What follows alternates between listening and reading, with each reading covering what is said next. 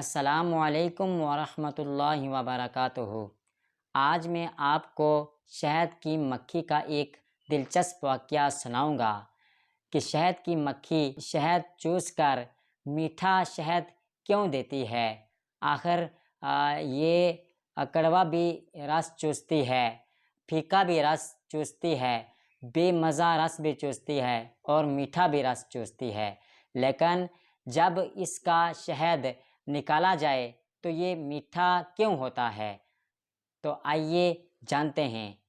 حضرت صلی اللہ تعالیٰ علیہ وآلہ وسلم اسلامی لشکر کے ساتھ جہاد میں تشریف فرما ہوئے اور رستے میں ایک مقام پر پڑاؤ ڈالا تو رسول اللہ صلی اللہ تعالیٰ علیہ وآلہ وسلم نے فرمایا کہ تمام صحابی کھانا تناول کر لو۔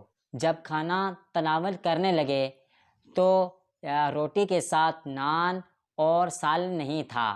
صحابہ کرام نے عرض کی، یا رسول اللہ صلی اللہ تعالیٰ علیہ وآلہ وسلم، اس میں نان اور سالن نہیں ہے، اور کیا دیکھتے ہیں صحابہ کرام رضی اللہ تعالیٰ عنہ کہ وہاں پر شہد کی مکھی بن بنا رہی ہے زور زور سے۔ تو رسول اللہ صلی اللہ تعالیٰ علیہ وآلہ وسلم سے عرض کی، یا رسول اللہ صلی اللہ تعالیٰ علیہ وسلم، یہ شہد کی مکھی کیوں اتنا شور مچا رہی ہے؟ تو نبی کریم رؤوف رحیم صلی اللہ تعالیٰ علیہ وآلہ وسلم نے فرمایا کہ یہ کہہ رہی ہے کہ پاس ہی میرے ایک شہد کا چھتا موجود ہے اور بے شمار مکھیاں بے قرار ہیں، وہ کون لائے گا؟ تو نبی کریم رؤوف رحیم صلی اللہ تعالیٰ علیہ وآلہ وسلم نے ایک صحابی سے کہا، حضرت علی مرتضیٰ شیر خدا کرم اللہ وجہہ الکریم سے فرمایا کہ جاؤ اور قریب ہی غار ہوگی اور وہاں پر جا کر شہد لے کر آؤ۔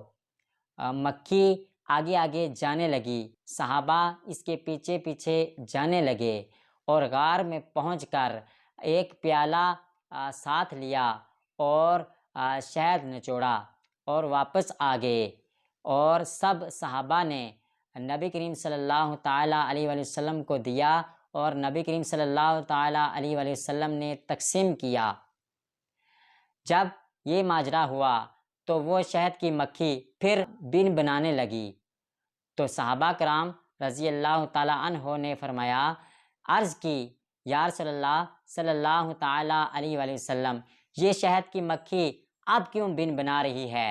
تو نبی کریم رؤوف رحیم صلی اللہ تعالیٰ علیہ وآلہ وسلم نے فرمایا کہ میں نے شہد کی مکھی سے ایک سوال کیا تھا، وہ اس کا جواب دے رہی ہے۔ صحابہ کرام رضی اللہ تعالیٰ عنہ نے عرض کی، یا رسول اللہ صلی اللہ تعالیٰ علیہ وآلہ وسلم، کیا سوال کیا تھا؟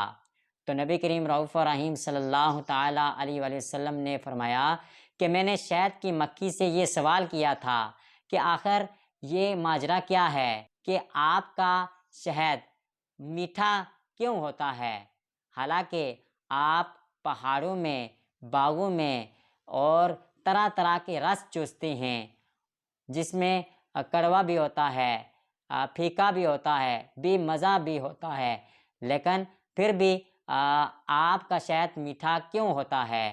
تو شہد کی مکھی نے بڑا ہی خوبصورت جواب دیا۔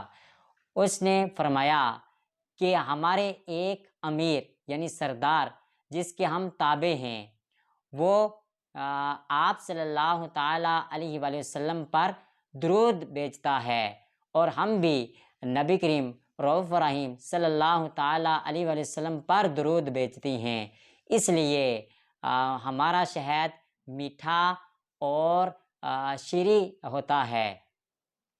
دکھوں نے جو گرا ہے تو درود پڑھو، جو حاضری کی تمنا ہے تو درود پڑھو، کیونکہ یہ نام کوئی کام بگڑنے نہیں دیتا، ارے بگڑے بھی بنا دیتا ہے سب نام محمد۔ دیکھا آپ نے کہ نبی کریم رؤوف رحیم صلی اللہ تعالیٰ علیہ وآلہ وسلم پر درود پاک پڑھنے کی کتنی بڑی برکتیں ہیں، کیونکہ یہ شہد کی مکھی کڑوا بھی رس چوستی ہے، پھیکا بھی رس چوستی ہے، بے مزہ بھی رس چوستی ہے، لیکن اس کا ذائقہ میٹھا کیوں ہوتا ہے؟